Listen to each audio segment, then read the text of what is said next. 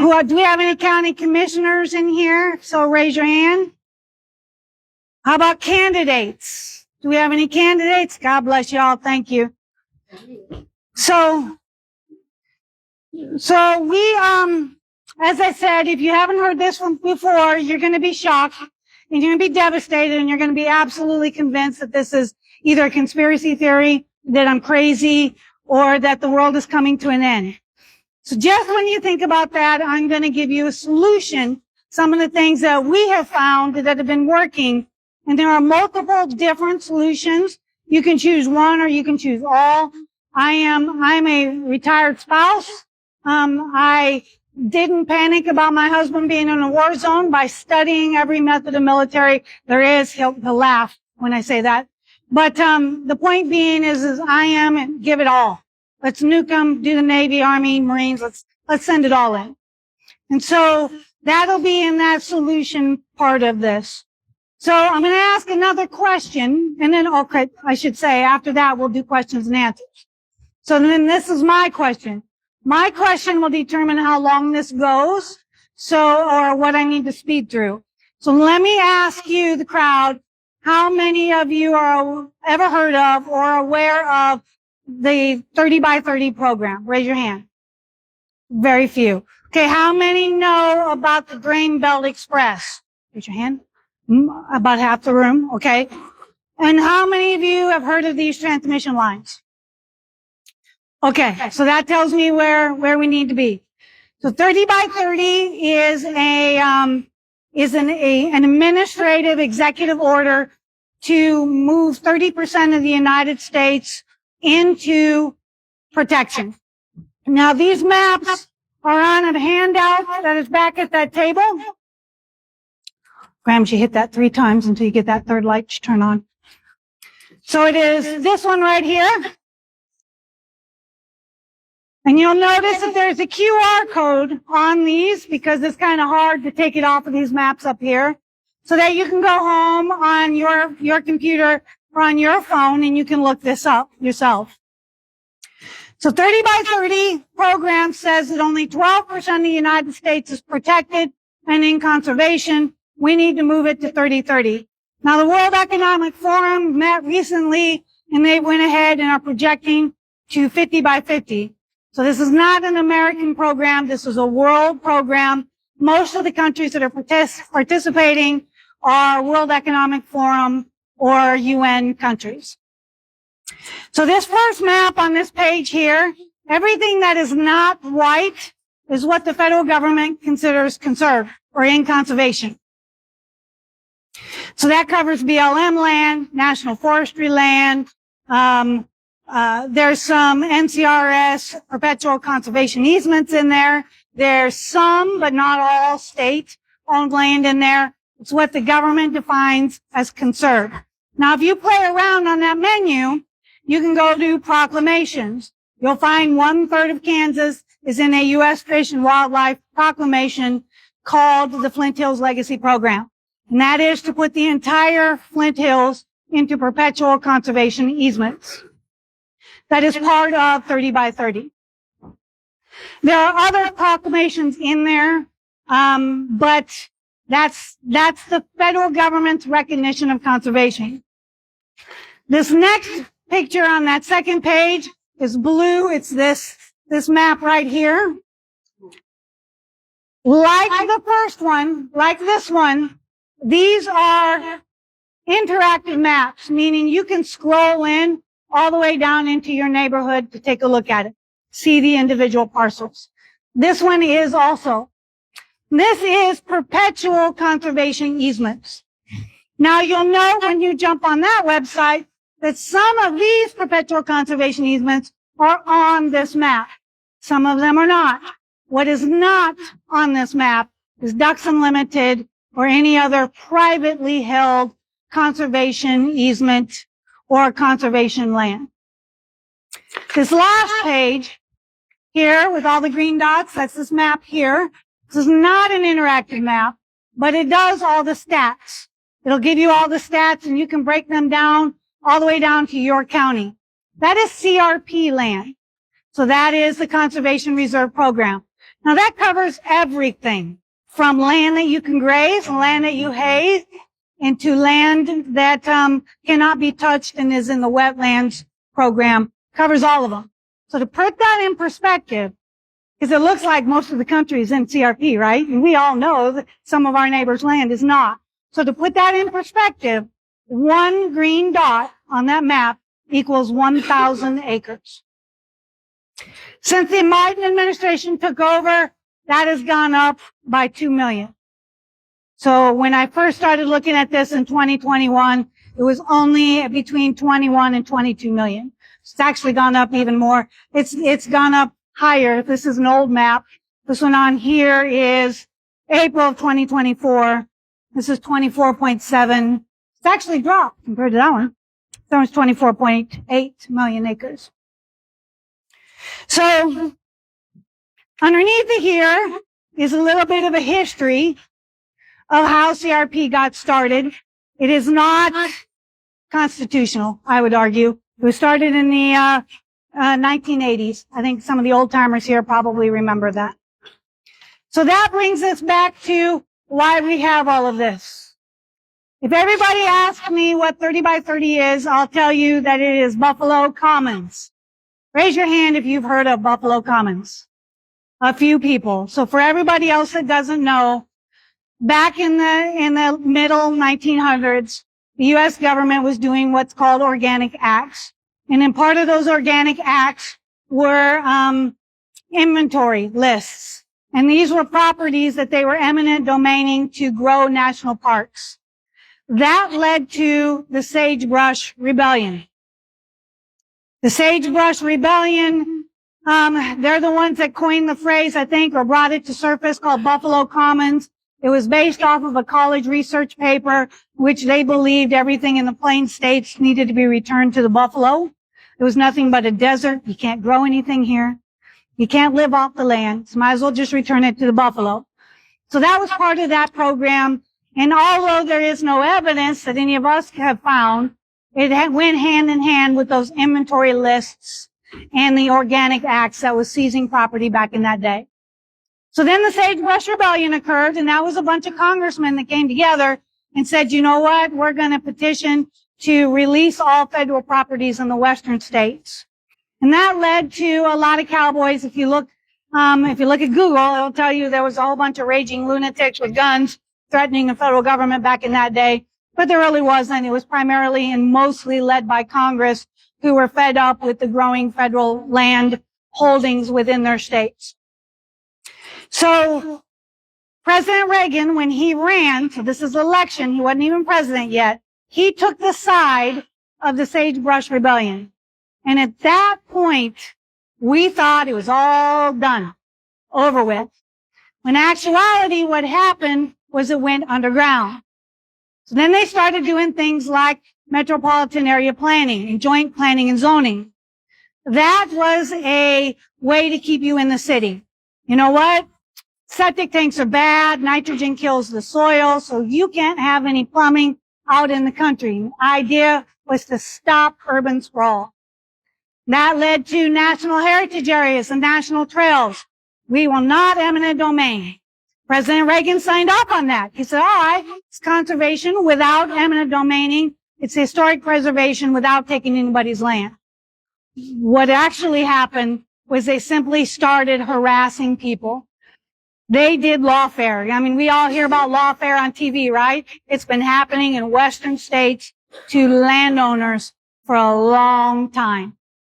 They hit them with everything in the book. There's a pretty famous story that I'm familiar with, and that is the Heggs. And one of their children runs American Stewards of Liberty. So these guys were, her parents were federal employees. When they retired, they bought a whole bunch of land. They asked the seller, why did they buy it? He said, man, we're tired of the harassment from the federal government. He said, I work for them. No problem. I have a good relationship with them. Everything will be okay. They not only sent harassing letters to the next door neighbors, they confiscated cattle. You name it, these people got harassed to the extent that most of their kids are now lawyers in property rights. American Stewards of Liberty is a subject of that. It's interesting to note that they won every case.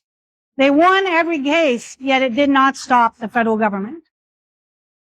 So we came up to a situation. My husband is retired Army. He's retired out of Fort Riley, Kansas in 2015. And I thought that I was pretty well schooled on everything agriculture. Prior to him retiring, we spent time in Fort Hood, Texas. Fort Hood, Texas, if you don't know, I think it's renamed now. Forgive me for using the new, not for the old name for it. Fort Hood, Texas was taken for World War II. So everybody who lost their land still keeps their grazing rights on Fort Hood. While I did not see the horror stories that I heard, I saw enough to know that they were telling the truth. And it isn't the military out to get farmers. The problem is military goes in, they sit down at that table, they look at that federal employee across the table and say, okay, what do you need from me? And so the problem keeps continuing and continuing. I can tell you that they told the military that every cow that you struck or hit, you had to pay for, and you had to pay for any offspring that it produced. Well, no rancher ever received that money at all. I mean, these guys are completely taken advantage of to the extent that they don't release their names to the government.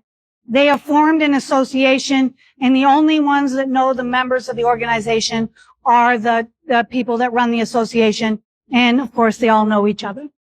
So I knew enough, and I thought that I was schooled in this issue. Apparently I didn't, because in 2014, my county, Lyon County, that's here in Kansas, I got accused of being a liar recently. So I want you to fact check me. I want you to prove me wrong. I would sleep a lot better at night if I did. So in the Flint Hills, in a county whose economy relies on cattle, they tried to ban barbed wire fences. No kidding, not a lie. I got it in black and white. This is what was presented here. I got tabs if you want to come up and look at it. I also have a website called Western Region Property Rights Coalition. If you look up the joint planning and zoning story under there, you can read it in my Google Drive online there. So it's in black and white. They really did present this. Now, as good of a researcher as I am, and I suspected environmentalists were behind this, it was the Sentinel, a news organization that dug a little bit deeper and discovered the authors of this was a company called Urban Collaborative out of Portland, Oregon. And the author, Zoe Anton, the actual author, had a company on the side called Craft Crickets. And on her website, it was full of how livestock were ruining the earth and the future of protein was bugs.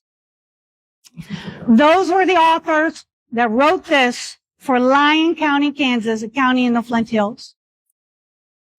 So I got into this issue, and a member of the state legislature, Representative Tatum Lee Hahn, called me up, and she said, Angel, you have a national heritage area over you? No, I didn't. I think a lot of you probably already heard this story because you all had a proposed national heritage area directed at this county. We brought a guy out from Colorado named Norman. He gave a lot of speeches. We asked folks to pass resolutions and worked. That national heritage area proposal went away. So national heritage area is a congressional boundary voted on by Congress that comes with land management plans. So this is, thanks, Grams is going to be my Vanna White tonight. Thank you, Grams. So this is Freedom Frontiers National Heritage Area. If you didn't know this, the eastern half of Kansas, or the eastern third of Kansas, is in a national heritage area, has been since 2006. And each year, as they pass more legislation, more national heritage areas grow in, more control gets handed over to these unelected board members of these national heritage areas. So these are jurisdictions voted on by Congress, creating a boundary. And not one person even received a letter notifying them that this is an idea they're proposing. So there's now a lot of them in the country. I don't have that map up. You go to the National Park Service website, you type in national heritage areas, it'll pull up the map of all the national heritage areas in this country.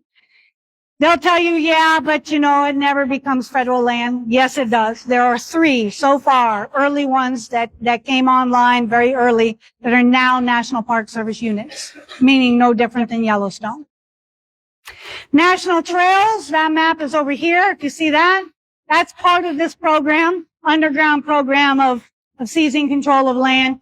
National Trails, right out of the gate, become a National Park Service unit. Not one landowner is ever notified. Now, to put that in perspective, for those of you that live in town, if you got yard of the month, the city voted for your yard as yard of the month, they would call you up and say, can we stick a sign in your yard? Maybe do a little notation in the newspaper. They would notify you. These become National Park Service units without ever contacting one landowner. Now, they'll tell you on the website that, oh my goodness, we have a thing on there that says that that a lot of this is on private property and you can't trespass.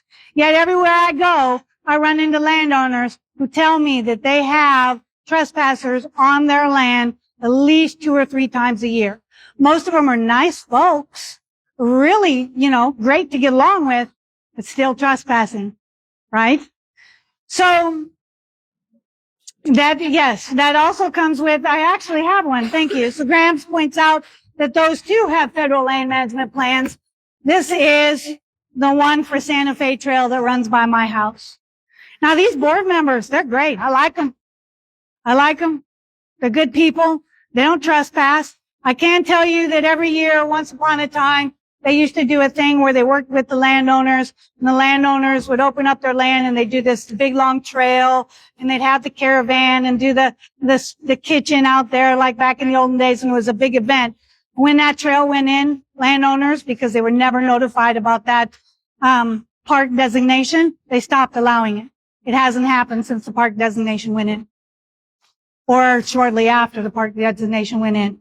And that federal jurisdiction claims these federal land plans claim federal jurisdiction, which is you're subject to federal law, rules, and regulations. And your favorites? Yeah.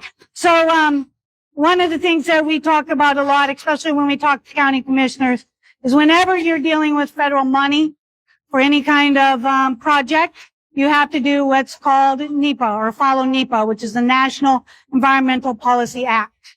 So now that's in addition to, technically that jurisdiction now falls under the Antiquities Act of 1906. So at any time, with the right members of Congress, they can declare a monument or preserve of any of those boundaries and areas. So in addition to that, NEPA is everything from environmental to wildlife to historic preservation, looking for artifacts. And I want you to remember that because this is going to come very important in solutions. So this is a federal law that says before you do anything on that property with federal dollars, you have to follow NEPA to the letter.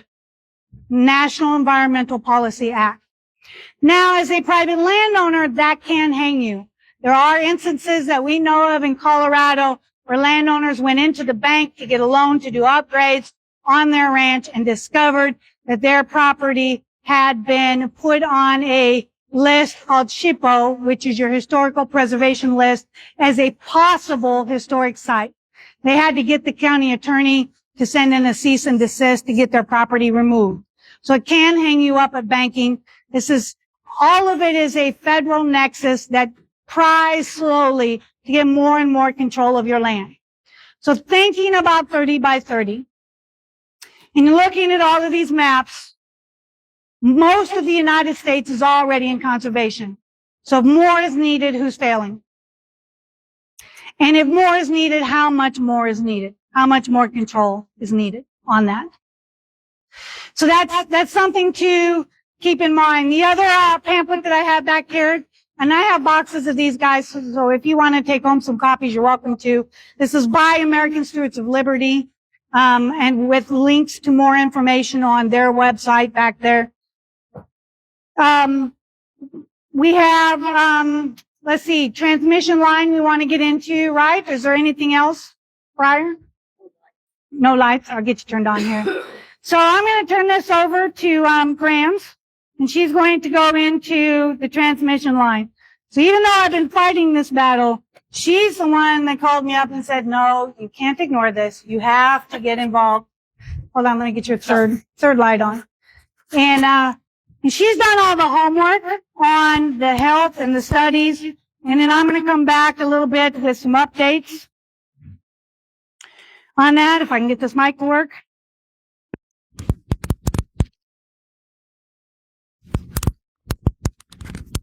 Tom, is there anything I'm missing? There we go. You think of anything? Nope? Okay, go ahead, Gramps. Okay.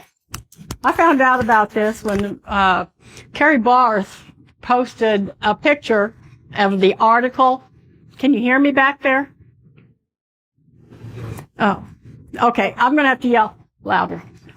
Carrie Barth, Representative Carrie Barth, had posted a picture of a land grab coming in the form of a 5-mile wide transmission line coming through our county. That article was done by the Marysville Advocate. And I got on I texted Carrie, well, another story, but I texted Carrie, I said, is this eminent domain? And she texted me back in all capital letters, 3 exclamation points, yes. And that's when I decided we've got to fight this thing. And this thing's coming at us very hard, like a freight train. This is the Department of Energy, what they are doing. They've got a map. This is the United States. I think you probably have a copy of this. There are 10 sections. 2 of these sections are in Kansas. Our section is the Midwest Plains. It starts in Ford County. They've got a huge solar farm down there. It's going to pick up all the green energy coming north. It follows the Grain Belt Express. When this started, the NETC people, it's the NIETC, I'll call them NETC. NETC people had put in here that it was going to follow the same path as the Grain Belt Express. So that was going to be another 5 miles onto that 1,320 foot easement. But this one was going to be a 5-mile eminent domain by the federal government. They have the right to come in and declare eminent domain on this property if the KCC has not approved it within a year. So one way or the other, they are claiming eminent domain.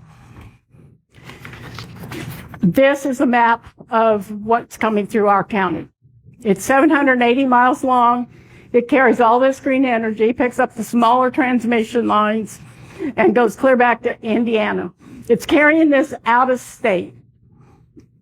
So Kansas has no benefit, no money, no electricity, no energy from this line. But they're taking our land. That's not right.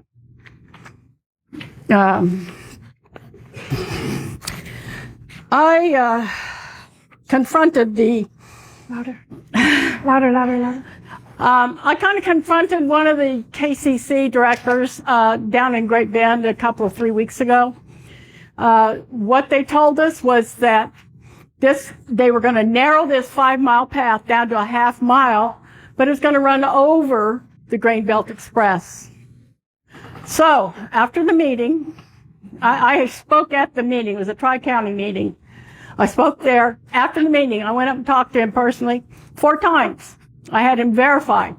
Do you mean that the Grain Belt Express is now going to be part of the NETC corridor? And yes was the answer. So once he said that, I requested that he send notifications to every landowner that had been contacted, had signed a contract, and been compensated for an easement coming through their property of 1,320 feet. And let them know that there's a federal designation now by the federal government to take 5 miles. So I followed up 2 weeks later. The response was, let's see, as was discussed at the meeting, and that's a lie. The DOE's proposed NETC is in 4 phases and is currently still a preliminary and proposed corridor. And no certainty that the corridor encompassing the Grain Belt Express will ultimately be designated by the Department of Energy as a NETC. And they stated that they will begin a public engagement process this fall, which will include virtual and in-person meetings. What's that telling you? It's trying to tell you to be placated, go away. This corridor was first put out as rules and regulations coming out of the Department of Energy. A court kicked it back as being overreaching for the federal government and too excessive on the eminent domain. So what did they do? They put it in the Infrastructure Improvement and Jobs Act. One of those big omnibus bills that you can't read. There's no way they can read it in 2 or 3 days before they have to vote on it. They have people that read it. If they miss it, it's missed. We had 2 representatives that voted against that. That was Tracy Mann and Dr. Marshall. The others voted that into law. And so that designation has now become law. They can, at any time, come in and do this. I'm told we've got the most opposition going here in Kansas, and we can't stop, but I'll get into that later. So that's where we are with the KCC. Now, the reason that they have to have 5 miles is because they're going to put, this is what they were saying, they were going to put several lines coming through this 5-mile wide corridor. There's going to be multiple lines. These are the biggest transmission lines that have ever been built. I know here in Kansas, and I think the country. I've been told the entire country. So this is a new thing. They're trying to consolidate all of these smaller lines coming off of the wind and solar projects, consolidate them into one big transmission line. These things are toxic. They're toxic at small levels. I've got 4 studies here that say that leukemia is the most common cancer and reproductive issues. Those are the 2 main health hazards. This is another study I just found recently, and it's from the NIH. And in here, in the conclusion, they state, well, yes, we admit this is hazardous. And they're talking about these regular, smaller transmission lines, because this was done back in the 90s before green energy lines were even put in. So this is a smaller line.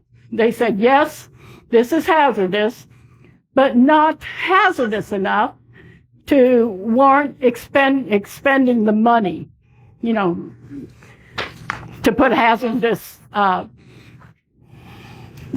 labels on these things. Not hazardous enough to expend the money.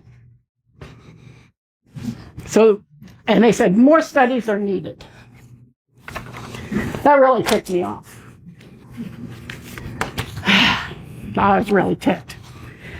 While they are shutting down our natural resources, Kansas is rich in gas and oil, coal we ship in, but these natural resources are nuclear plants.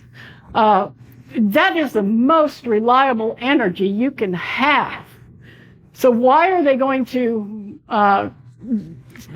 slow walking these permits? Why are they disallowing these permits, canceling permits for all of our natural resources? To put us on this unreliable energy. And they say the reason they needed this eminent domain was because the internet was unstable and it was going to cause our grid to crash.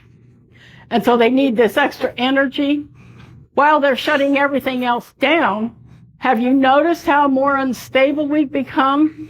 Because we're becoming more reliant on these green energy resources. I also have found a study. This was done by Harvard, and this explains how the wind turbines actually cause the temperature to rise around them. They rise by 1, 2, 3 degrees, I believe. So that's a Harvard study. So why are they doing this? For climate change, because the Earth is warming. So we're going to put in these wind turbines and warm it more. Our Kansas Farm Bureau and 6 other farm bureaus made a statement in phase 1 of this project. And it is pretty condemning of these lines. So the actual state Farm Bureau is against these transmission lines. They're kind of putting out different messages at some of these smaller meetings saying this is not anything to worry about. This is something to worry about. We have to take this seriously. And this one is back on the table too. Got wonderful resources on the bottom. Chases it all the way back to the beginning. Yeah, it does. Troy Waymaster, Terry Barth, Lisa Mosier, Elaine Bowser, our representatives, are all on board to fight this. Bill Bloom. Bill Bloom in the back is on board to fight this at the state level. I'm not sure where the, what's his name? The new representative over in Nemaha. Jason? Do you remember his name? No, well. No, that the new representative that won the primary? Sean Wilcox. Yeah, okay. Wilcox. Yeah, I'm not sure where he stands. He did say at a Nemaha County meeting, he did say he wanted to find out more about it. I just haven't been able to get hold of him to do it. If you go to RCAF, Shad Sullivan, you might want to follow him. If you're on Facebook, follow Shad Sullivan with RCAF. He is their private property rights editor, and he has some fantastic research on this war on beef, because all of this is tied together, trying to shut down our farms. Okay, this is House Resolution 9527. And this is the Senate version, S5042. These bills were put out by Tracy Mann, Ron Estes, and Dr. Marshall, and Jerry Moran. These bills are trying to negate the eminent domain, take that power away from the federal government, and make them go through and follow our state law, and go through the KCC and accept what the KCC says. And they're also going to try to, well, that's basically what it is. There's 2 sections, and that covers both of them. So, have I left out anything? well, I can give you the update. My cameraman has went to the, well, thank you, sir. We haven't improvised. So I have a camera up here because there are some folks that were worried about the storms that are watching live online. So forgive us for the technology. So Dom and I my husband and I tried to get into a webinar in which they were giving an update on these transmission lines. And interestingly, they wouldn't send us a link because they said only 1,000 people were allowed to attend. But they also said in that meeting that this is the public notification. This is the stakeholders' public feedback type meeting. So one of the things that I got from them right away was right out of the gate, they admitted that they've had this below the belt, trying to keep it from the people by using words like, now that the world knows. Yeah. So the other thing that they kept reiterating was that this is not the Grain Belt Express. This is an addition to. Now, I know Kansas Farm Bureau, some of the other organizations are out there telling everybody that it's the same thing. It's no big deal. It might be just a little bit of an expansion. You might as well cooperate. It'll be bad for you later on if you don't. Wrong. This is in addition to. This has nothing to do with the Grain Belt Express. This is in addition to. They're simply taking advantage of cooperative landowners that are already on that proposed line. The third thing that I noted was they kept talking about storage, battery storage. So within these regions, there will, in addition to power lines, there will be battery storage facilities and battery backup. And transfer stations. And transfer stations. Big transfer stations. So that's a lot of land that's being consumed, not just for lines. They themselves don't have exact maps because they themselves have not decided on it at all yet. They're still keeping that a secret. I think that they have maps. You should know that I have seen economic development plans at the federal level. Those economic development plans eliminates agriculture and industry for the Plain States. To convert that to energy production and storage and tourism. One of the things that I couldn't figure out is this is the first time I've ever seen an economic development plan that replaces one thing with another. Most economic development plan is an add-on to current event, right? Because we want the economy to grow. So why are they replacing? And I finally figured that out. That's water. There's an awful lot of water that goes into the cooling stations for these ideas. With these transmission lines, they said so in that update, this is for data centers. And as more and more data centers come online, they use just as much water as the chip manufacturer, the battery manufacturer, carbon capture, and a lot of these other things. It is not a coincidence that Kansas is undergoing water meetings right now. They are trying to convince cities that you're using too much water, even though your populations are shrinking. And they're trying to convince farmers that they're depleting the Ogallala aquifer. It is a lie. I know there's lawyers in here saying, Angel, don't use that word. By golly, take me to court. I have some questions. It is a lie. They need you to give up your water rights so that they can use it for these green energy production. Prove me wrong, please. I absolutely would love that because this stuff keeps me up at night. Me too. So, okay, the solutions, now that we've hit you with all of this bad information, news. Did we cover all the bad news? I think so. The bills, I did want to go back to the bills for a little bit. On these bills, I love that these bills were introduced in our federal legislature. Congress. In Congress. And what the problem is, when bills are introduced, they're assigned to a committee. They cuss and discuss. They might come up with amendments to add on to that bill or want to word it differently. All of that takes time. And then they have to vote it out of committee. And then it might go to another committee because you've got different committees that handle different angles to this.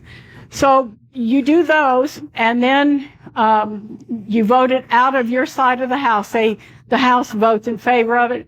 Okay, it goes over to the Senate. Senate sends theirs over to the House. And they go through the same process. Goes through committee, amendments, changing it. They can consolidate them. And then it finally makes it to the floor for a vote. This Congress ends in January. December, actually. Well, December, yeah, actually December. Because there's no way they're going to get this bill taken care of. So that process has to start all over again when they get the new Congress seated. Do you think this is going to be a priority for them with this new Congress? We found with 30 by 30, they didn't. We had a bunch of congressmen introduce legislation, gave them great headlines. Election occurred. Come the next January, nothing. Not a peep. So we kind of expect the same thing to go with this one. Our state legislature, you know, in their defense, they have a governor, which means because they have a Democrat governor and a Republican legislature, they're going to have a 2/3 majority to get it past the governor's desk. And so when they tell me no or tell us no, in their defense, it could be that they don't have the vote, they know it, and we need to do more education of those representatives. I completely understand that. But you have to know, since that National Heritage Area went in 2021, and we fought that back, it was only last year that we had a representative, Bill Bloom, and Brett Fairchild was the main author, introduce an NHA and trail bill that asked the state legislature for a vote on any new proposed trail or national heritage area that comes in the state of Kansas. Now, you can't stop the federal government. You can't do it. But you can deprive them of money. And a lot of those nonprofit partners require 50% matching funds. Freedom's Frontier gets all their money from Douglas County. That's a National Heritage Area. That's a National Heritage Area. So their 50% comes from Douglas County, from Kansas Parks and Wildlife, and then they take it to the government and they get their other 50% for that National Heritage Area. So that bill will be introduced again. Brett Fairchild did say he will introduce it again. Last year, we got it out of one committee, never got it out of the House committee. It did not make it to the floor because leadership did not let it get that far. Like I said, I don't want to badmouth them. In their defense, they may think that we don't have enough votes and we need to keep working on it. But until there's more people involved in this issue, it's going to be continuing like this. Unless you hound your congressman, one, why did you vote to fund this crap to begin with? And two, how are you going to defund it? You have to stay on them. And those are the methods. I do have some methods. We have some methods. Yeah. More than just calling your state representative, although that's great. And you do. Your federal representative. And your federal. And that's great. And if you do, be respectful. If you don't want to hear it, they don't want to hear it either. So always be respectful. So what we did with the National Heritage Area is we asked counties to pass a resolution. And you're going to find samples of resolutions back on that counter. I have Phillips County here in my hand. They're in the colored sheets, green and this color here. These are sample resolutions that have been passed. We have some on this transmission line already. Those are in green. So what we did is we asked them to pass resolutions. The difference between a letter and a resolution is a resolution is public record. The only way to withdraw this resolution is to pass a resolution withdrawing this. Now, you do not need to be a government organization. We have Pawnee Church back there. We have the Hospital Association, thanks to Rex. Rex worked as a couple more associations. You do not have to be a government entity. If you have a body that votes, you can do a resolution. All it takes is the majority. So as you notice, they have the commissioners and then the clerk stamps it. We have some which every member had their signature on it. We have some that have just clerks. That's up to your organization. Your wording is also up to your organization. There are two main phases of a resolution, a whereas and a therefore. Whereas is your reason why. So 100 years from now, historians looking back go, well, why did they do that? Oh, that's why. Whereas is why. Therefore is the conclusion you want to see happen. Phillips County is my favorite resolution of all time because they were short and sweet. Basically, it says to the Kansas-Nebraska Heritage Area Partnership, we don't like you. Thank you for considering us, but go away. In 2 paragraphs. One whereas and one therefore. So, or you can get complicated. I have Boulder. It's Pawnee County. Their attorney, county attorney, in conjunction with KNRC, has written a fantastic resolution. Yep. It is fantastic. And I did post that on my Facebook page when it came up. But you can find it on the NRC site. Yeah. So the sky's the limit. Yeah. And then make them public. They do no good if you tuck them in the desk. Send them to Graham's. What's your email address? MontanaCowgirl@att.net. So send them to us. Get them to post them on Facebook. You can find me under Angel Cushing. Tag me in it. Voila. It's there. So what we do with them is send them to Congress, send them to state legislators. We send them in as comments for any type of these ideas that come up. And I've got Chris Kobach on there, and several others that are interested. I've got a pretty long list of people who can work against this, can help us on the legislative side, on the legal side, that are interested in doing that. So with this one, Kansas-Nebraska Heritage Area Partnership, there were 49 counties involved. 45 counties passed a resolution opting out of Kansas-Nebraska Heritage Area Partnership. They went away. They're gone. We had an EPA rule that came out. I don't know if you know this, but they want to put wastewater treatment plants on every meat packer in the country. So the same wastewater treatment that a municipality has, they want on every mom and pop meat packer in the country, which will shut down most of them. We passed, we had 7 counties pass a resolution against that. That got AG involved, lawsuits got filed, and Congress has introduced legislation to defund that program completely. And all that took was 7 resolutions in 7 counties in 1 state of the 50 states in the United States. And I am up to 13 resolutions out of 17 counties that this transmission line can potentially, I should say corridor, they call it a corridor, that this touches on their county.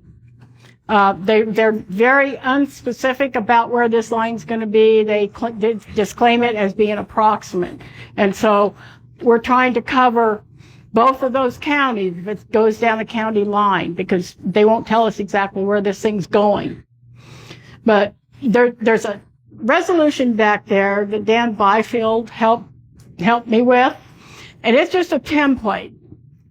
You know, take that with you, talk to your commissioners, your representatives, your churches, any organization that you think might pass these resolutions.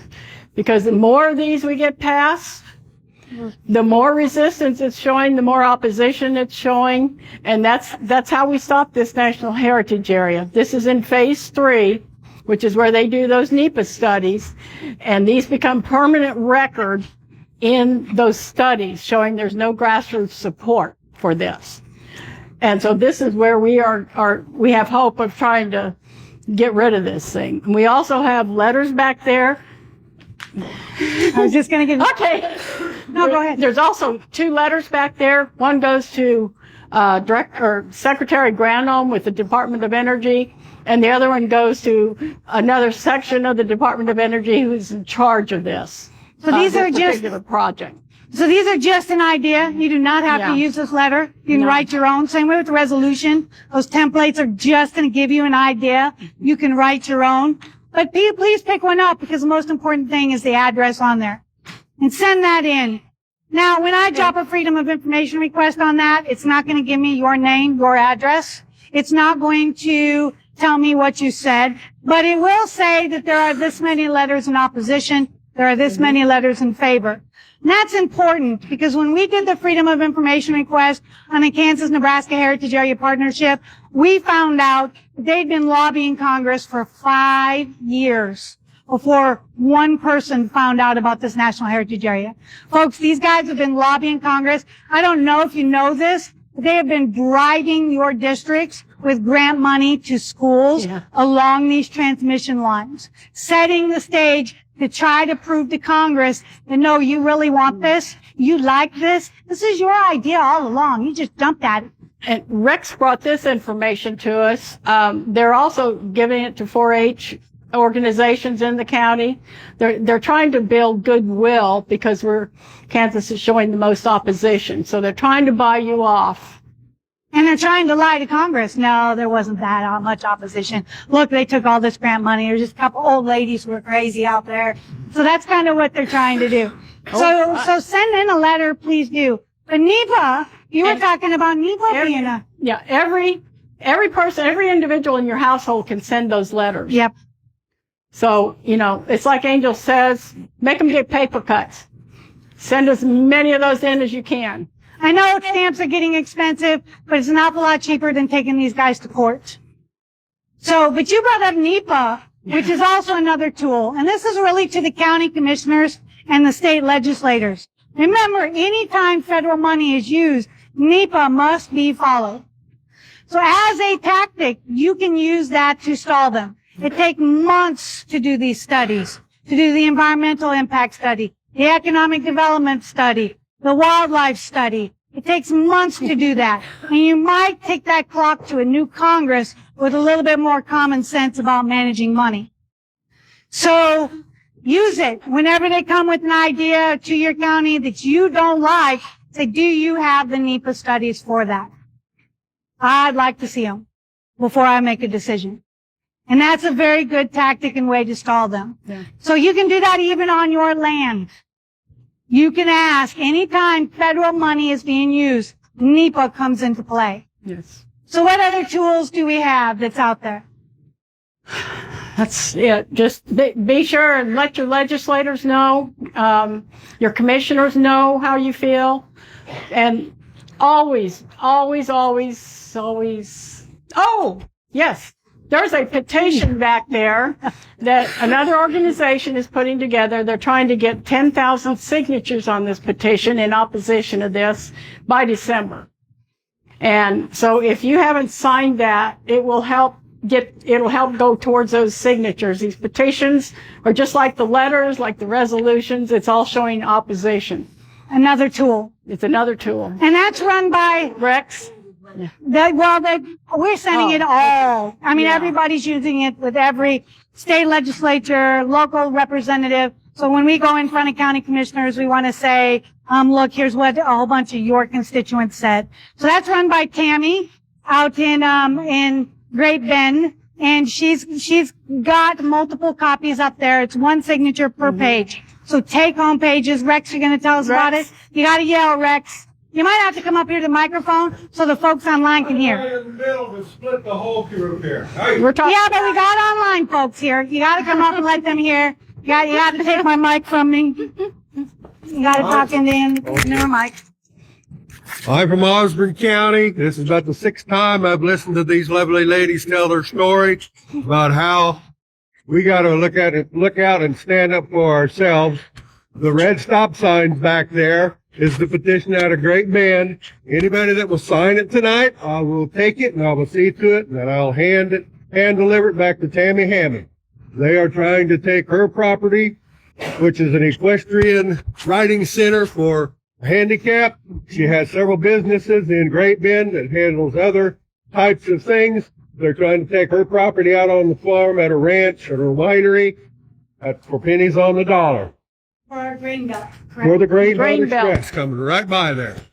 So, and there's many other eminent domain things. There's like 6 or 7 of them, more of them in Osborne County that I know of. So sign the petition that Tammy or that Angel has right here. Sign those 2 for the Department of Energy. If you have a church, if you have a school board, if you have a hospital board, a township board, a fire board, get the resolution signed. Get the resolution signed. And Yes. Beth will get it to Attorney General Kobach. Do all these many things so they all get the paper cuts and they understand we're going to stand up for our rights out here. And if we don't, they're just going to keep walking over us just like they've been doing for years and years and hiding everything under the table. It's like there's a freight train coming at you, Thank you, Rex. and this freight train doesn't have an engineer on board. Somebody's got to stop this freight train. And it's got to be us. It's got to be every individual. We can't do this just a few of us standing up doing this. It's going to take everybody being engaged, doing these letters, making sure you've got resolutions going in. And if there's meetings in the area, make your, if there's a town hall that your legislators are having, let them go there and let them know how you feel about this. Ask them where they're at on stopping this. Always, always, always be respectful. If somebody comes to you yelling at you to do something, then you're probably not going to respond. So those legislators, they're there. They're human. They're just you know, you need to treat them with respect. They're just people like we are. You know, Graham's flipped Marshall. So Roger Marshall is a doctor, right? He doesn't know much about property rights. He was all for these ideas. He thought that they were great. He didn't have some very good advisors around him, I think.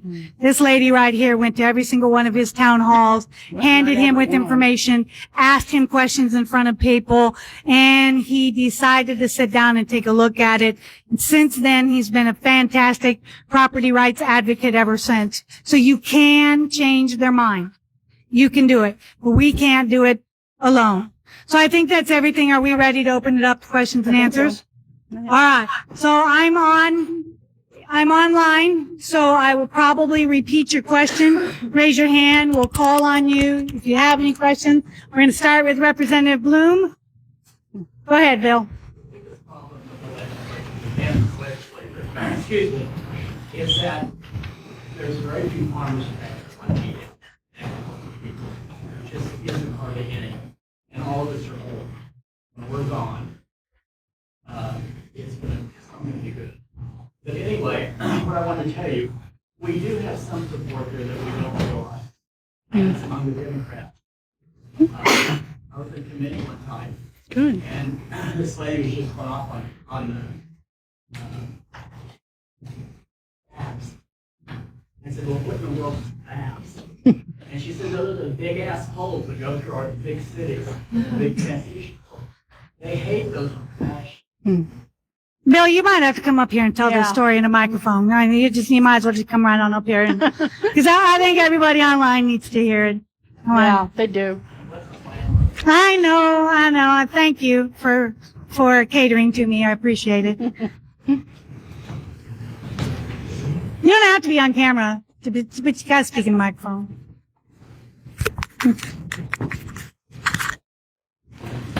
We are, can you hear me?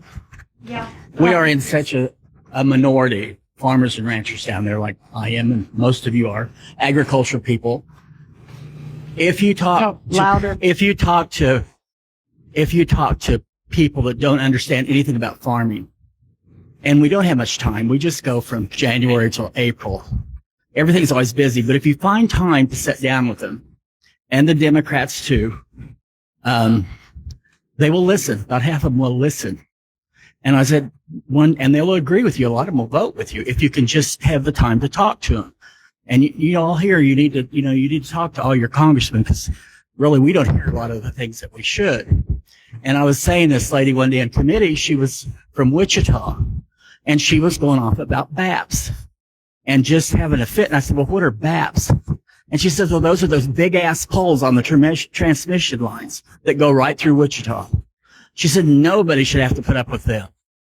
And so then I was telling her a little bit about this. It's in the session. She said, it just sounds crazy. So if you can talk to them, talk to everybody you can, get support. And another thing that blew my mind, and this is completely off, is I'm a Farm Bureau member. And the Farm Bureau and the local people don't do this, but our Kansas State Farm Bureau, they endorse Sharice Davis. She's one of the most controversial liberal Democrats in Kansas City. And I called them and I said, why in the world did you do that? And they said, well, we always want to back a winner. I said, but she has none of the ideas and thoughts that we have. They said, well, we still need to back a winner. We are such a we have one vote to override the governor, to the 2/3 majority that Angel was talking about. That could very well be the vote that will sink us. If we can't override the governor, we're lost. She was, well, I won't even go into it, but she vetoes a lot of good things. Yeah. Our life would be so much simpler if we had a Republican governor. Thank you, Bill. You're welcome. Appreciate you. All right, any other questions? Go ahead. Studies, where do you send the FOIA request? Is that county or state? So on NEPA studies, that would go to, it depends on the project. So on the transmission lines, you would send it to the Department of Energy. So it's project specific, whatever federal department is behind it. If they're using federal dollars, so say your next door neighbor is a state employee and he's using federal dollars to build a bridge across your property, you can ask him for the NEPA regulations. So whoever is the project head or the project designer who is using federal dollars gets to ask for NEPA. So that would, whoever is asking or getting those federal dollars is who you would ask for the NEPA regulations of, or the NEPA studies of. So if it's, say, a college, so I'm going to say Harvard. God, this is an example, folks. I'm not accusing Harvard of anything. But say Harvard was doing that, you would ask, and they were the ones using the federal dollars to do that experimentation, then you would ask Harvard for it's up to them, whoever gets the federal dollars, to abide by the National Environmental Policy Act. But that is also for the federal government. They are not exempt. So Department of Energy also has to provide NEPA studies for any project they do. So it falls on both private, state, and federal entities whenever federal money is involved. Like the Kansas-Nebraska National Heritage Area, she filed a FOIA with the University of Nebraska, who had designed this project, and with the National Park Services out of Omaha, which is the branch of the government that was in charge of that project in Kansas and Nebraska. So that's where she went for those. So it's pretty specific. Now, on general freedom of information requests, and I do these all the time, you can ask for a freedom of information request from any public entity. So on the Kansas-Nebraska Heritage Area Partnership, I could not ask Kansas-Nebraska Heritage Area Partnership. I had to request that from the National Park Service. This is also why the federal government uses partners, so that they can hide this stuff. Congress is very specific, about what these departments and entities can and cannot do. So do an end run around that, they use private partnerships.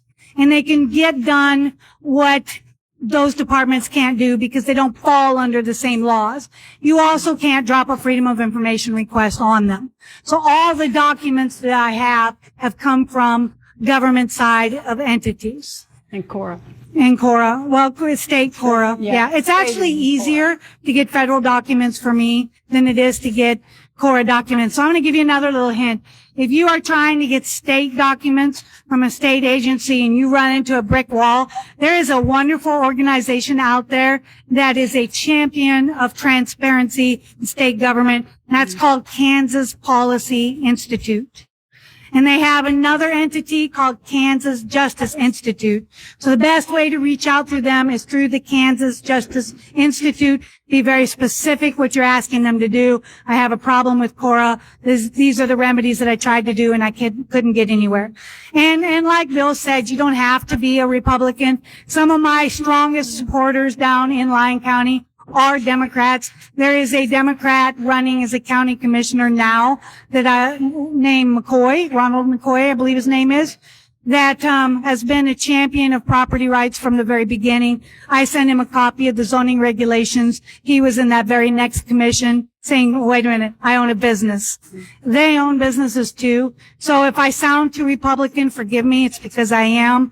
But believe it or not, Democrats don't want to eat bugs either. So any other questions? Like no hands are going up. This is so frightening. It tells me that a lot of this you already know and have heard. Would that be correct? Yeah, good. Okay, good. That I'm glad. Does everybody know what to do? We don't know enough to ask, but we want to know. Oh, that's okay. That's a good point. Somebody said we don't know enough to know what to ask. Do you feel like you just got hit with a fire hose? Yeah, I get told that a lot. When I go in front of county commissioners, I usually take a stack of documents because you only get about 15 minutes, maybe 30. So I take a stack of documents this big and I do the same thing to them and say, here you go. You can study it later. I'll follow up with you in about 2 weeks. So we should say Graham's email address again. So that is. Yeah, if you get these resolutions, make sure I get them. It's montanacowgirl@att.net. So, Do we know when, we're in the third phase of the NIH? Yes. Do we know when the third phase ends and they're going to designate which of those 10 areas they will be using? okay. Phase 3, it was anticipated to begin in the fall of 2024. They are on track for that. They don't really have an ending date. The final designation reports and NEPA environmental documents as needed is TBD, to be determined. I can't tell you. What's going on. They are trying to do an end run around a lot of these rules and regulations that the government requires your county to follow for these studies on if you want to put bridges or you've got federal money coming in for your roads or bridges or something, you still have to do all these studies because of the federal money involved in that. And what they are trying to do is do an end run around some of the more lengthy studies and push this thing through as fast as they can. And they're doing it by declaring an emergency. So the same laws that built military bases for World War II, they're trying to do with this energy and push it through as a national emergency. Right. And that's where the eminent domain is coming from. I can tell you that they've tried to tone back. They're now saying we're not going to take 5 miles. We're not going to eminent domain. They're trying to roll that back. But you need to know they're not saying that to any of the other states that have these transmission lines in here. So I believe it's a lie. They're just trying to placate you to get you to go home. A question. Yes, Kansas has put up the most opposition. I have a question way in the back. More of a comment in visiting with a retired KCC that just representative says that they are not getting any plan through the KCC. They know about this. The Kansas Corporation has not saw a formal plan, so they can start determining what they want to do as a state or for state of Kansas. That plan is being worked on right now because it's not going to be complete. They're mapping out the exact geographical layout of these corridors coming through. They can't even tell you for sure how far away from the green belt it's going to be, how close. The Nemaha County commissioners were concerned because Grain Belt Express is only like 1 to 2 miles south of Seneca. So which side of the Grain Belt Express is this following? You know, they were very concerned how close that's going to be to the... So, but to answer your question, to follow up on that, that's also by design. Nobody knew, nobody had a clue. I got contacted by a reporter out in western Oklahoma, and she reached out to them. She actually had a state representative from Oklahoma, asked her to find out more information. The editor of the newspaper had to get involved because none of the reporters could get a hold of anybody at the Department of Energy. And when they did, they said, why weren't we told about any of this? I mean, this has obviously been in the works for at least 10 years, and this is the first time any of us are hearing about it. And their response was, well, we sent out press releases to major newspapers. But you're absolutely right. There were no articles in newspapers, no nighttime news stations, no nothing like that. But we're finding that this is going on with all of these plans. National heritage areas, national trails, park expansions, monuments, reserves. None of it is being tabbed and put on the table in front of the people until they're legally required to open it up for comments. And by then, the plan is already in place. It's already done. They're saying that they don't know where this is going to go. I'm betting they do. I'm betting because if you look at the sources on the Kansas statement of the Farm Bureau, of the state farm bureaus that came together, down there in the bottom is sources. So you don't have to type that out. You can find that document online. Just put the heading up and it'll come up. You can go down to those sources and you can just click on those links. And that'll take you all the way back to college studies. As back as 2009, where they have 5 or 6 different ideas that they're playing with. So this has been a long time in the works that has been kept from the people. I have a question. Go ahead. Do we know what Missouri and Indiana are doing? God bless you. Thank you for that question. So the question is what is Missouri and Indiana doing? So I know that with the Grain Belt Express, the reason they haven't started building is because it's been held up in Indiana, and I believe Illinois has court cases pending. So the Supreme Court came out and killed it. The Illinois Supreme Court killed it. Right. And so it's still in the court processing. They still do plan to intend. Appeal. They do plan to appeal it and to work its way, but it's on hold due to court precedent. Now, Missouri fought it, that Grain Belt Express, because no energy was going to Missouri. However, they now are siphoning off energy to Missouri, so there isn't quite as much pushback anymore. So that's another good point to bring up. None of this energy produced here in Kansas is going to be used in Kansas. You are being raped for other states. Question on that, because once it's plugged in the grid, there's no distinction between oil producing electricity and green energy. No. I am opposed to any line going through my property, but don't make it sound like it's green energy that's doing this. When they plug into the grid, You're absolutely right. So let me clarify. I am absolutely 100%. I'm absolutely 100% in. I'm not going to let you take over. No, just let him and call me a liar. Just let him come. And that's telling me that I'm a liar, and it's not going to happen. So if you go to their studies and they are putting out green energy. They're not saying nuclear. They're not saying coal. They're not saying gas. They're not saying anything. They're saying solar and wind. So I'm not making anything up. These are not my words. That's the Department of Energy. All you got to do is go online, listen to their videos. But I want to make a very specific statement. Make sure none of you are confused. I am not against windmill. I am not against solar. I am a property rights advocate. By golly, if you want to build one on your property, I will support you 100%. You want the Tower of Babel, you want a pig farm, you want a mud track with loud engines, God bless you, even if I'm your next door neighbor. What I don't like is federal dollars being used to do this. So you are making me pay for your wind energy and solar that's on that land. And where do your property rights end and your neighbors begin? Do you have the right to eminent domain your neighbor's property to hook up that transmission line to what is on your property? Now, most of these are going in on existing transmission lines. But that National Economic Development Plan has 20% of every county in the state of Kansas marked for solar.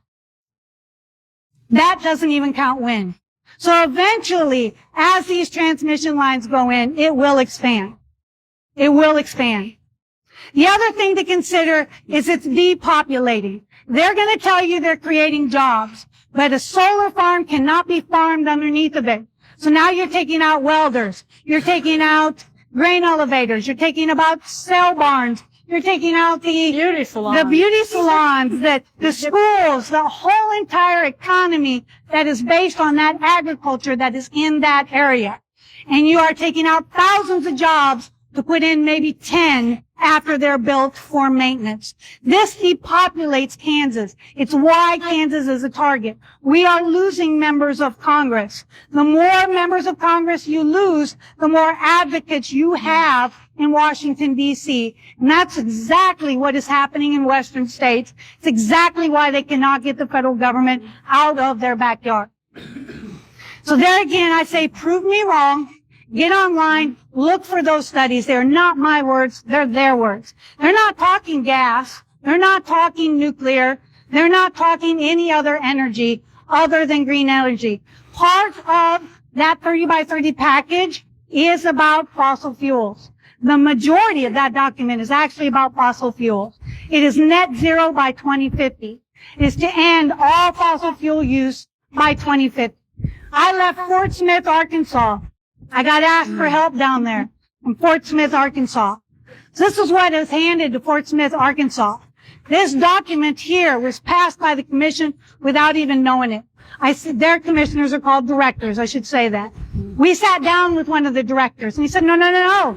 I remember that. That was 2 pages. That was not 23 pages. 23 pages went online to the Fort Smith, Arkansas government page. That commissioner pulled it up, what they passed. And it was for a federal grant. Put solar panels on top of houses for poor people. It also eliminated all automobiles in the city of Fort Smith by a given date. And you can see that online. Another one of their plans, this is the Walk, Bike, Roll, Run Fort Smith, Arkansas plan. In there it states very, very clearly, the goal is to eliminate fossil fuels. The preferred method of transportation is bicycle, your foot, wheelchair or other small wheeled access or public transportation. The little scooters you see in the cities scooters. sometimes. Yep. So that's in their plan. So here's you know who wrote this? The Walton family wrote this document. Who? Waltons, as in Walmart. The reason I know this is because they actually brought one of the planners that came down and helped with this. He sat down and he talked with us. And I pointed out that they have a couple of copy-paste errors in here that they didn't match. For example, they said that Fort Smith has fewer automobiles use when you go over to their actual numbers and they're totally off. Obviously, they didn't do their copy-paste here. So where did they get this? Well, it turned out the Waltons family.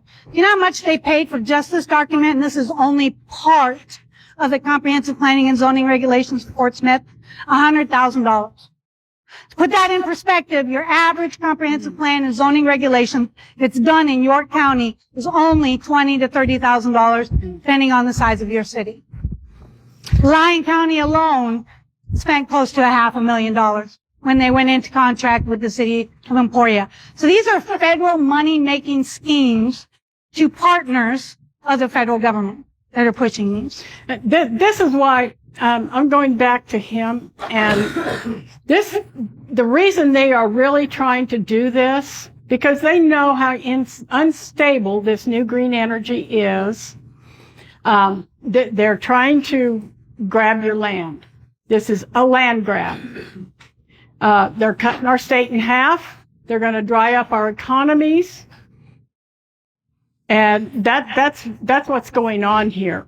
And also I want to add, in Missouri, they also got in that law and compensation to the landowner at 150% of the value of an appraised value, not the county appraisal, but isn't it? Oh, yeah. I thought maybe she knew something I didn't. No, it was 150% of the value of that land done by a regular appraiser, not the county value, because that's generally a lot lower than what your property would actually sell for. So Missouri kind of sold out. That's the way I look at it. Any other questions? Yes, Tom. I was talking earlier about the videos. Yesterday. Yesterday, I watched a video that the NIETC, their last meeting that we tried to go. They finally got it out on YouTube. Yeah. And to find it on YouTube, it takes you quite a while to do that. I mean, stuff's not easy to get to. Anyway, we brought this video up and watched an hour-long video from the Department of Energy. Not once did they talk about any public engagement. Not once did they talk about any value to the consumers. It was all about the government agencies and their partnerships and these big utility companies. Yeah. And data centers.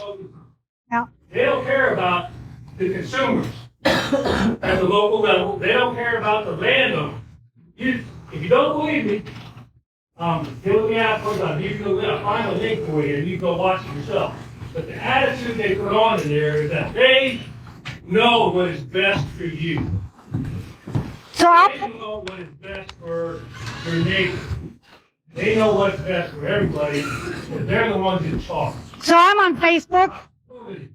Coveting. Thank you, Tom. So They want control. So I'm on Facebook under Angel Cushing. So when I get home, I have no signal here. When I get home, I will actually dig up that link and I'll post it to my Facebook page of their latest one. And from there, you can explore all of the other videos on there. And I'll have this will be on my Facebook page. It's Beth Odell Salmons on Facebook if you're interested. So the live feed is on Beth Odell Salmons on Facebook, Yeah, right? correct. So go ahead. I have a comment. You hear a lot of people say, hopefully with the new administration coming in Yeah. after the election, we can get a lot of this stuff killed. But since this has already been passed in the infrastructure bill, a new administration.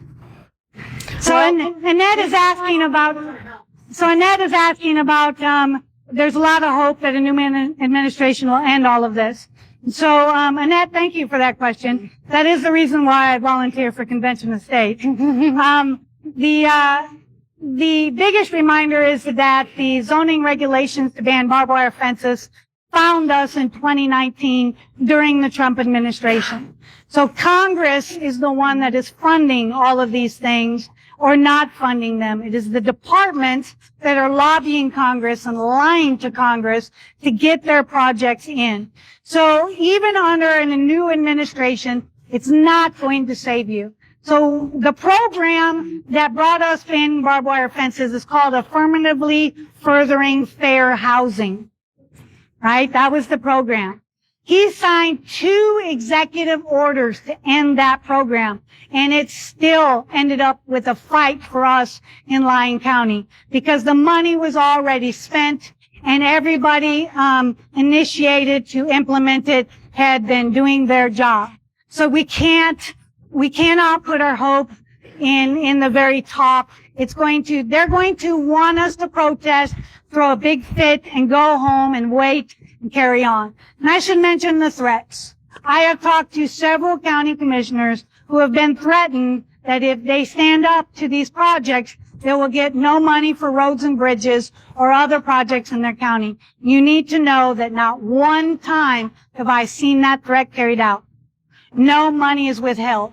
There's no spot on these grant applications that says you must participate in. There are grants that require it, which is what got Fort Smith into trouble. But there are thousands of other grants out there that you can do that does not have all of that mess within it. That's the problem with this 30 by 30 order, which they have renamed America the Beautiful, after it got a lot of negative, and we still call it 30 by 30. It's coming down to you through every agency, every department in these agencies. And you guys are mostly farmers. You sign a lot of contracts with the federal government, USDA.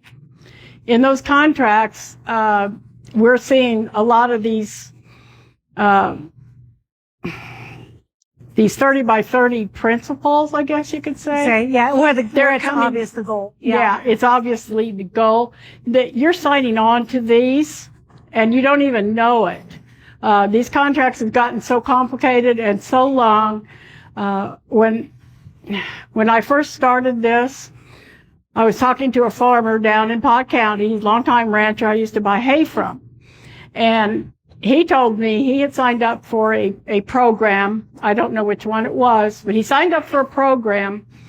And 2 weeks later, in his mailbox, he had a survey asking him if there was this specific bat species that was nesting on his property, when it was going out to feed, and has he seen any nests, how many?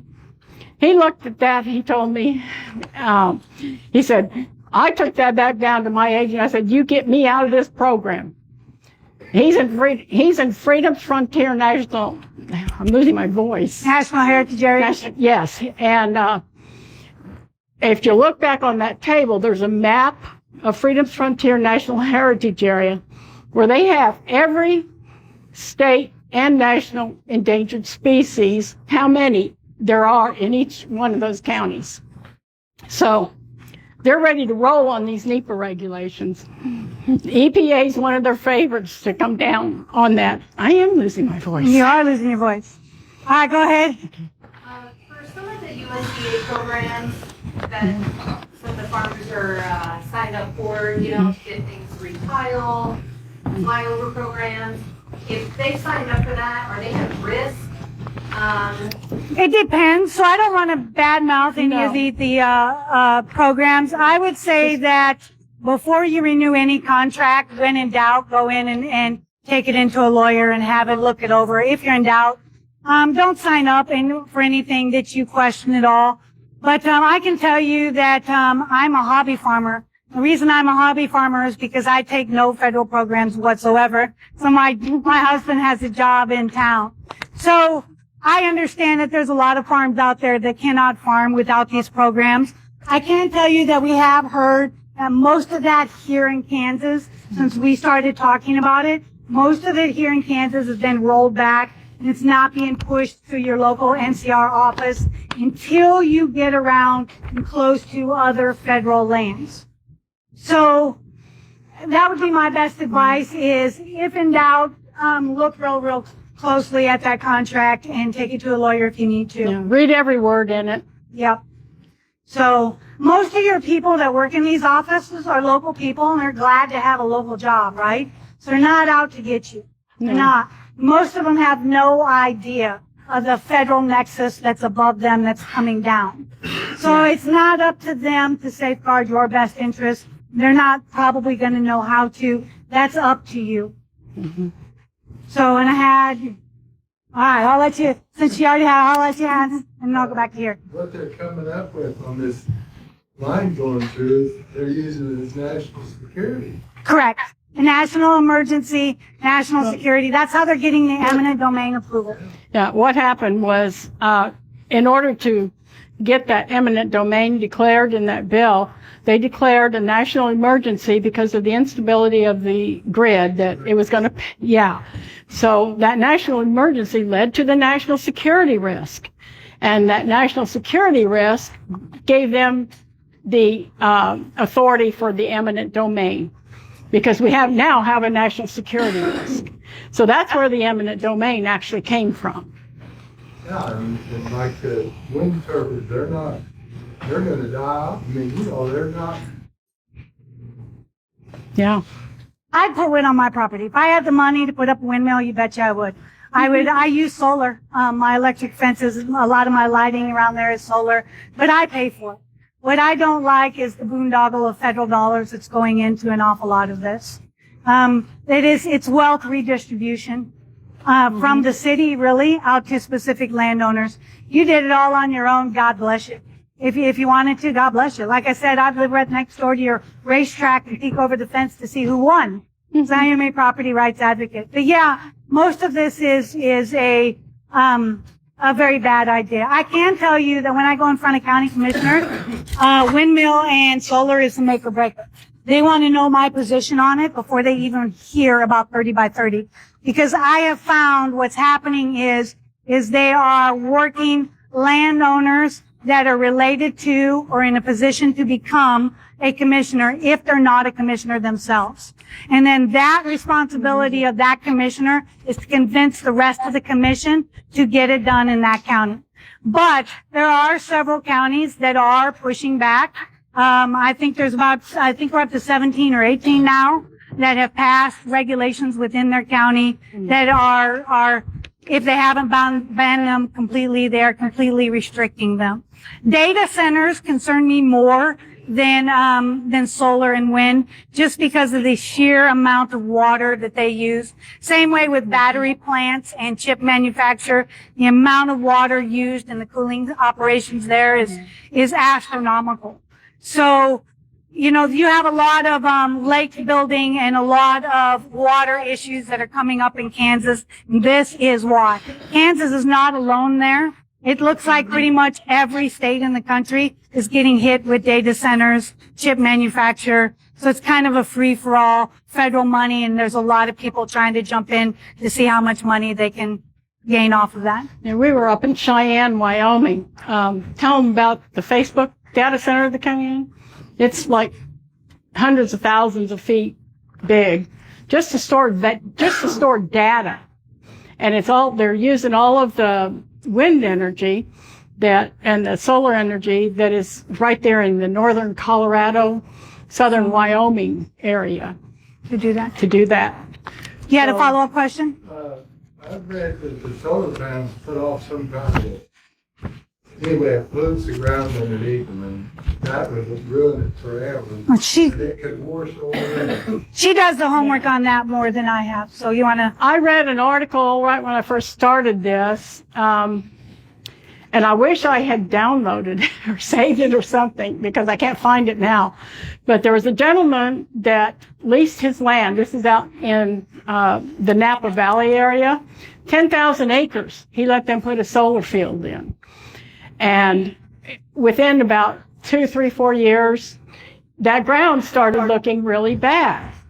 And so he took a soil sample in to have it tested, and he was told by this lab that that land would not be able to be farmed again for anywhere between 1 and 500 years because of the pollutants that were coming off of those solar panels. They're also having grass fires right here in Kansas. This native grass is growing up underneath these solar panels, and it's catching on fire from the heat generated off of these solar panels. And so fire departments, and you know how a rural fire department goes, I used to be one, you're kind of understaffed at times. So they're out there trying to put out these fires when you got a big grass fire going over here you need to be at. You're over there putting out one that was caused by a solar panel. But they are causing fires in them. You had a question? Go ahead. My father-in-law was a firefighter, lieutenant firefighter. He said that when it comes to those type of battery fires, you stand back and you let it burn. Yeah. Because you cannot put it out. It's dangerous. They will not send any firemen in close. Yeah. It's too dangerous. You just have to control the perimeter. All you can do is control that perimeter. But you have to stay there with it. Right, but they cannot, they're not going out. Yeah. Are the county commissioners fighting this at all? It depends. Well, Marshall County? This No. county? I met with them. I found out about this on a Saturday. That Monday, my friend Ellen Barber and I, she's the one that put together the health study. Her husband's pastor. We met with our commissioners. That we showed up at 8:30, and they let us sit down, and we talked for probably about an hour. They gave us that much time because that article had just come out in the Advocate. And they did get a statement when we found out about it. What was it, June 15th?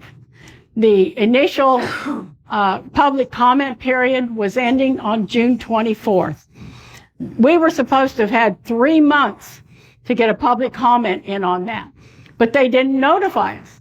Not one newspaper in Marshall County, Washington County, or Republic County were notified. Those are the ones I verified.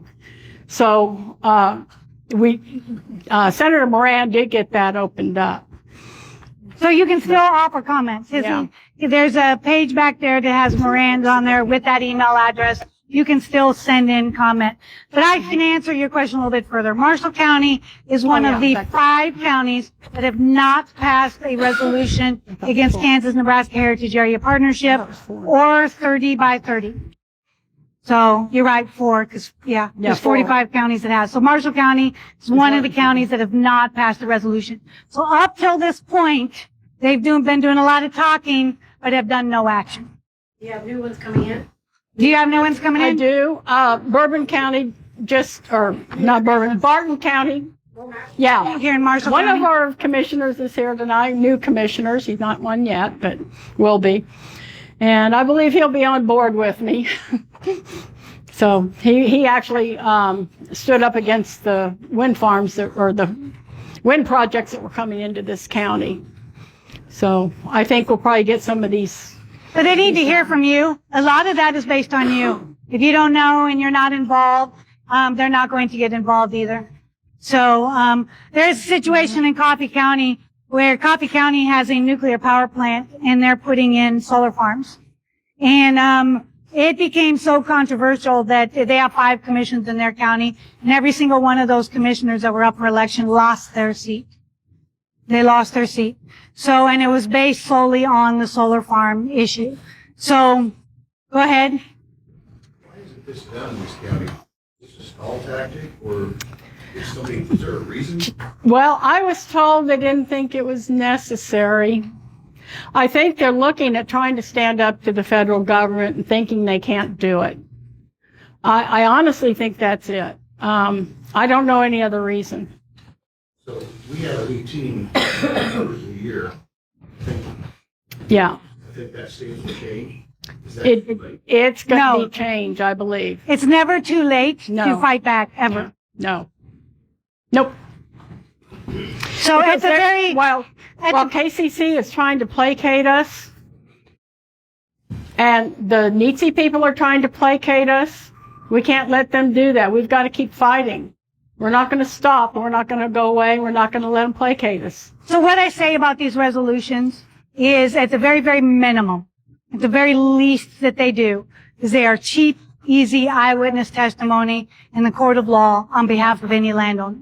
Yes. They can take that to court and say, Your Honor, or jury, this is what this group said, or my county said, or my city said, or my township said. So it's cheap, easy eyewitness testimony. You don't have to get permission. You use a letter, you have to get permission from the letter writer plus the judge. Resolutions, nope.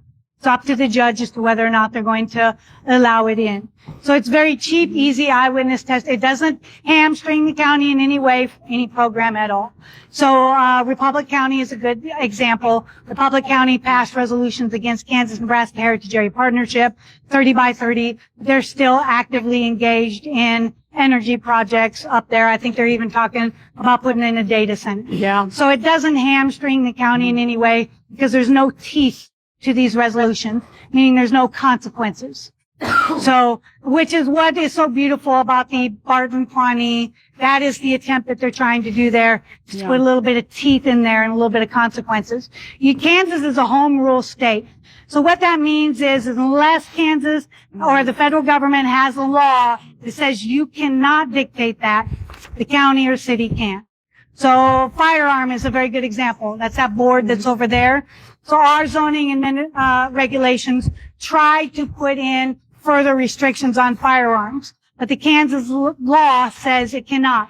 No county or city can raise the age to buy a weapon to 25 or whatever. It specifically states that in law.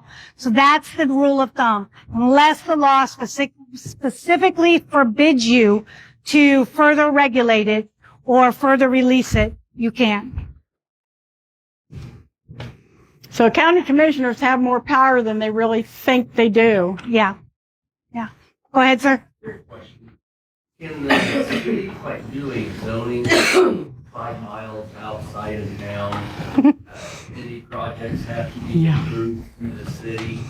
So that's a beautiful question. Thank you for that. So as much as I hate zoning regulations in my county, it is a tool, much like a weapon. It can be used for both good and bad. Right now, the parent legislation for joint comprehensive planning and zoning is the metropolitan area planning and zoning. It allows the city to have a 3-mile radius of zoning regulations outside of the city limits. To me, that is theft of representation, because with everybody within that jurisdiction does not get to vote on any one of those city elected positions. Because they're a 7-member or 9-member, depending on the size of the board, zoning and appeals boards and planning boards, it's usually always stacked in the deck of the city. So the city makes land use policy decisions for the county. And then you get into taxation without representation, because there are some counties that have no zoning, but they have that metropolitan area zoning. So now if you want to do a building permit on your property, you're going into the city to get that permit and pay for that permit. Even though you're in the county. Even though you're in the county. So Outside city that's limits. taxation without representation. So And the we answer is yes, the tool is there. You have to get the county to agree to it. But I can tell you that Representative Ken Corbett introduces legislation to try to end joint and metropolitan area planning and zoning because it is theft of representation. And I advocate and support and work for that. So yes, you can, but please don't. We had tons of testimony lined up. City do more than 3 miles. Yes, you can, but it requires an interlocal agreement. So you have to talk the county into doing an interlocal agreement between the city and the county to create that metropolitan area. But yes, you can. It's a lengthy process, but it is currently in law.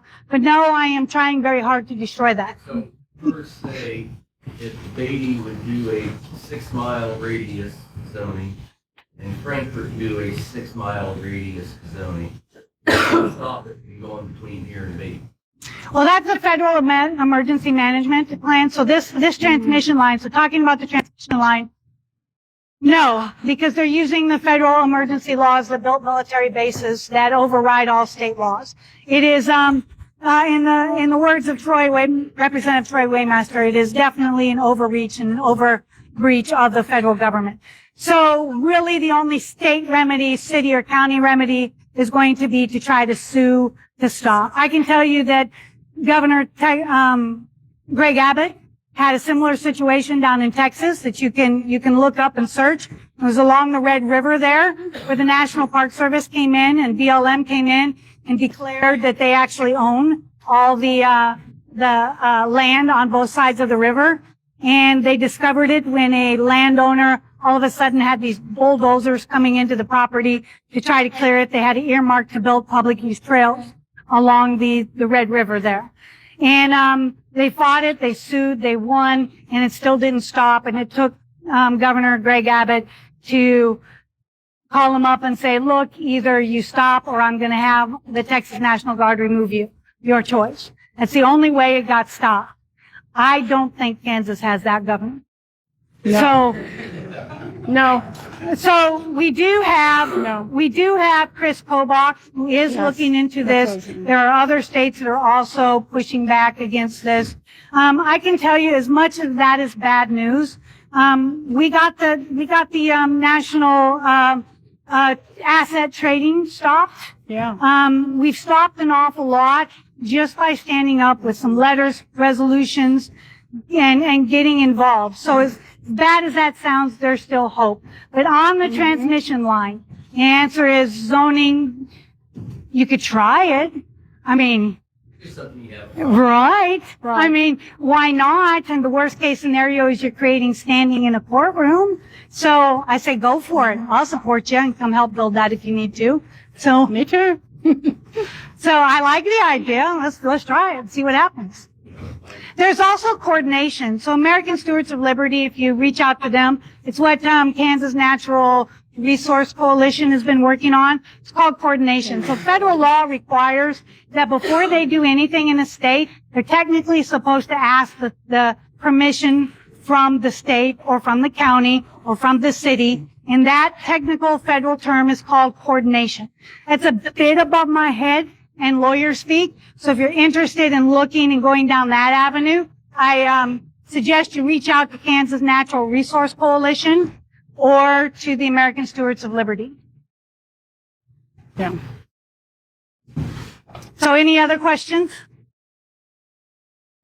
Could you take just a moment to express to each of the people that are here that if you, or we, we're going to approach our commissioners, what we should ask them to do for us?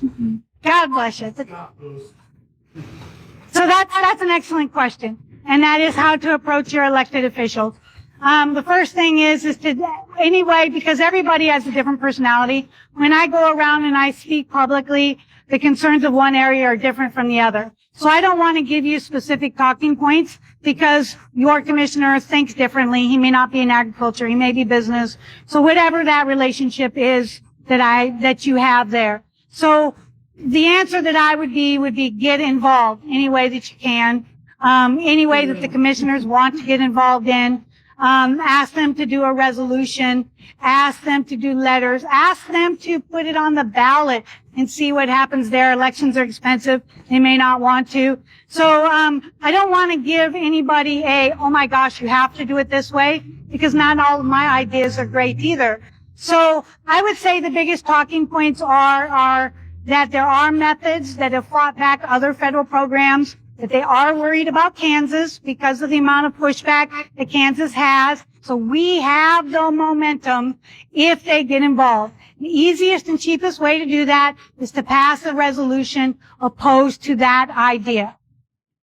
opposed to 30 by 30 and other ones specific? All of the above. So you can do it all together, where you do one resolution that says we don't like the net zero carbon, which includes 30 by 30 and ending all fossil fuels. You can do it by Chisholm Trail. I can tell you that the first resolutions we asked for were on Kansas-Nebraska Heritage Area Partnership, and then 30 by 30 came back. So then we went back on 30 by 30, and then people told us about a national trail, so we went back on that. My goodness, we kept going back to all of these counties asking for more resolutions, and finally it was the county, what is that county down there? El Dorado is the county seat of that county. Barton County? No.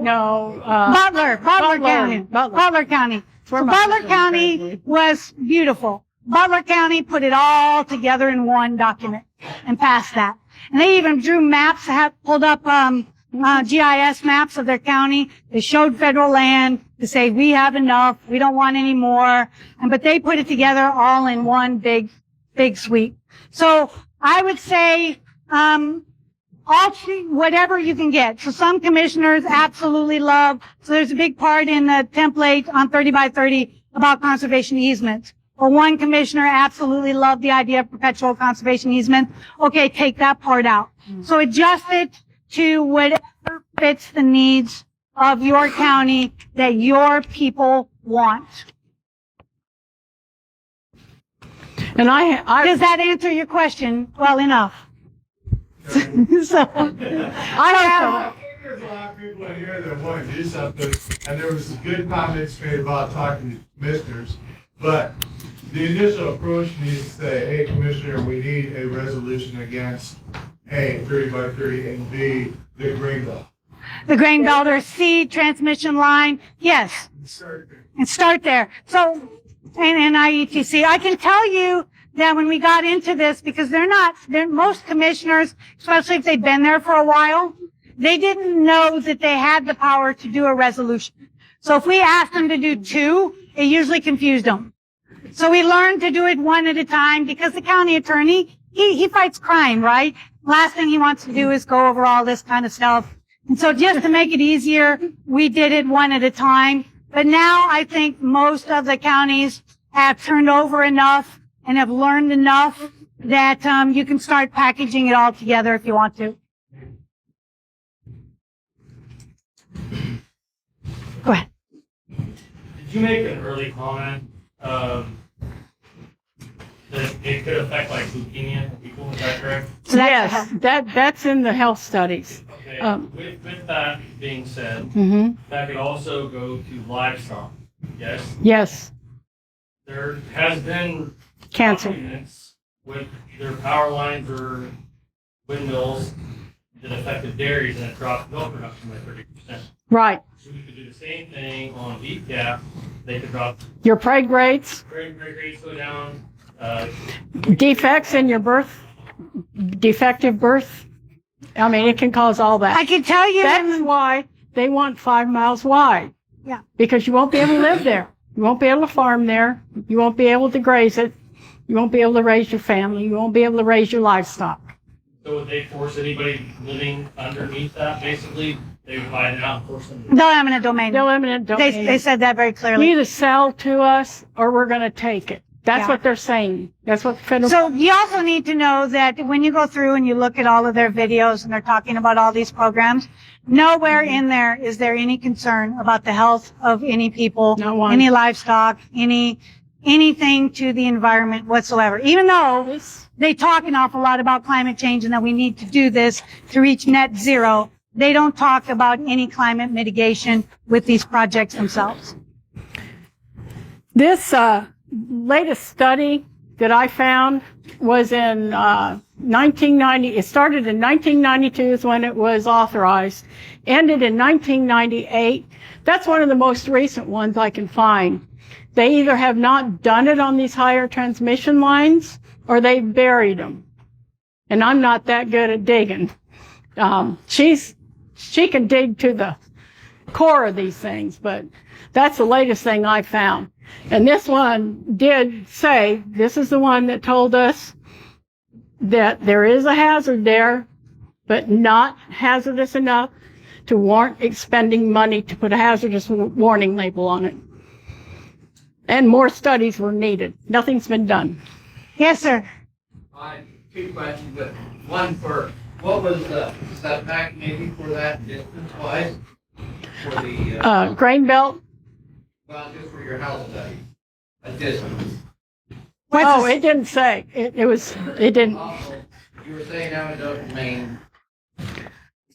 Maybe I don't fully, no, I don't fully understand eminent domain, but I mean, Okay. isn't there some just compensation or? Yes. But you either sell. Correct. They have to compensate you. Federal law requires that they do compensate you. Yes. So, I can tell you the people that held out the longest, like over in Missouri, got the most money. So if you, and that's just fact, that's on record in Missouri. But eminent domain is taking property, but yes, they have to compensate you. So down in Fort Hood, like I said, was a taken base for what? So Derek Schmidt at one time was just a state representative.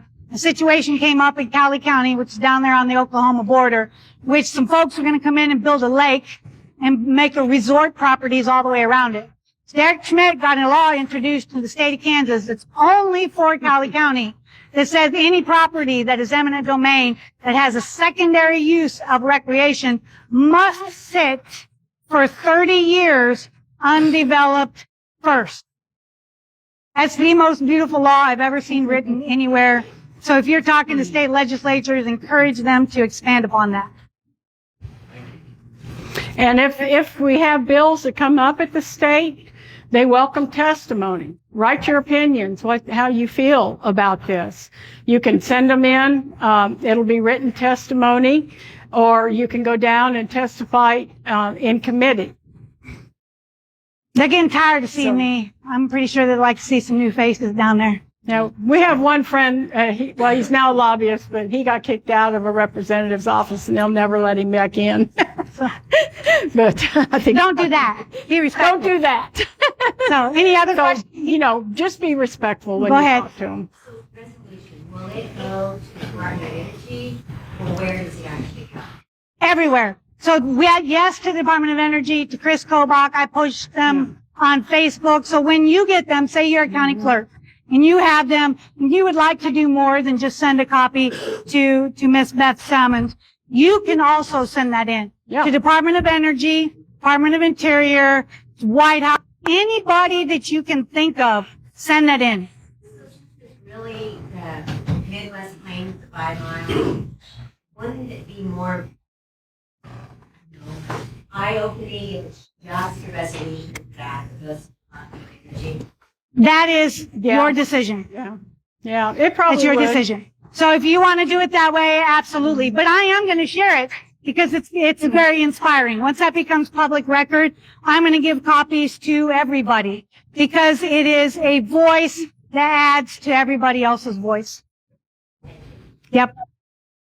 And A.G. Kobach is interested in taking this on. Yes. So if you do one and you just want to send it to Department of Energy and you don't want to share it, please send it to Chris Kobach.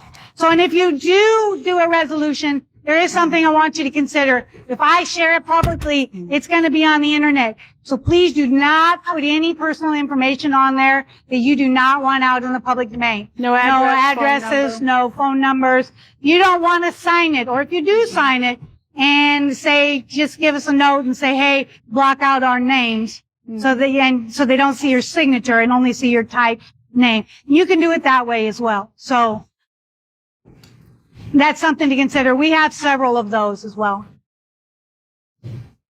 Is Evergy part of it? They're going to take, there's an expansion, a 62-mile expansion that's going to be going on to the grain belt, going east out of Ford County.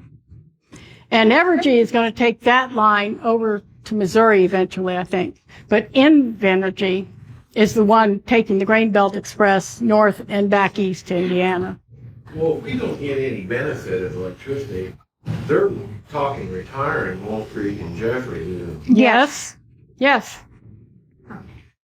What about us? You're not going to be here. You're going to move out of Kansas. So that is the goal, is to they want the same methods they are using in West state population that you lost members in Congress. That's going to continue. That's the goal. The more members of Congress you lose, the less advocacy you have in Washington, D.C., the easier it is to covet more land. And it is coveting. The whole motive behind all of this is coveting. So whenever anybody has a project for your property, it's what can they do or benefit from your property. And that's what these companies, Energy, that's doing the grain belt, that's what they're doing. They're making billions. But this is the answer. And this is one of my solutions. I think I threw this out first thing because I spoke over in Nemaha 3 days after I found out about this, I think. But drill, baby, drill. If they open up permitting, there's a new Westinghouse AP300. It's a small modular reactor. This is the new coming thing in nuclear. It's a tenth of the size of these there's no big stacks. It's a tenth of the size of the old nuclear energy plants. And it's all self-contained. You know, it's run with water. They use water in it, but it's all self-contained. It just recycles. So this is the most efficient type of energy we can use. But open up that permitting, your gas, oil, coal, nuclear. I know Georgia is exploring that. They're I think, building a nuclear plant and repurposing an older one to keep it online longer. So not every state is abiding by the projected goals of the federal government. Where's the investment money coming? Federal government. So federal government, well, yes, you get overseas. I know where you're going with this. I haven't chased down, I don't care who's behind it because the idea is wrong. And when one investor or person drops off, another one's going to step in. It's kind of like an engineer or developer who's going to build on my farm. They're just a guy that wants a job, and if they fall out, somebody else is going to step in. I'm attacking that idea. That whole idea is crap. So, you know, the more interesting thing about that is we are building, the United States taxpayer is paying money to build nuclear power plants in Africa while we tear them down here. I was just gonna say, fill out your petition or whatever. Oh. And then I'm out there with the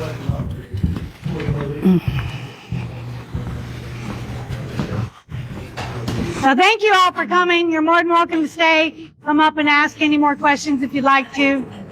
Grandson, you can probably relieve the folks online. No, don't finish yet. Thank you. Oh, yeah. Okay.